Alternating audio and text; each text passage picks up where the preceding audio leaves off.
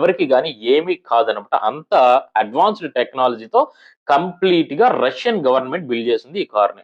దీంట్లో ఏంటి అంటే కంప్లీట్‌గా ఒక మిసైల్ లాంచర్స్ దగ్గర నుండి ఆక్సిజన్ ట్యాంక్ వరకు కంప్లీట్‌గా అన్నీ కూడా ఇన్‌బిల్ట్ అన్నమాట. టోటల్ లోనుంటాయి.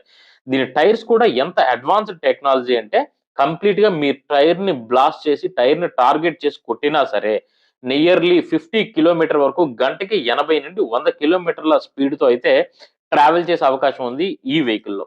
మరి అంత అడ్వాన్స్‌డ్ వెహికల్ ఆయన తినే ఫుడ్ గాని, తాగే వాటర్‌ని కూడా వాళ్ళు అక్కడి నుంచి తెచ్చుకునేటప్పుడు, ఎందుకు ఈయన వెహికల్ కాదని ఆర్ఎస్ సెనెటన్ కాదని చెప్పి నార్మల్ టయోటాలో ఎందుకోసం వెళ్లారు అంటే, ఒక కంట్రీకి సంబంధించినటువంటి దేశాధ్యక్షుడు వస్తున్నాడంటే కంప్లీట్‌గా మనకు సంబంధించినటువంటి ఒక యూనియన్ మినిస్టర్ ఎళ్లి ఆయన్ని రిసీవ్ చేసుకోవాలి.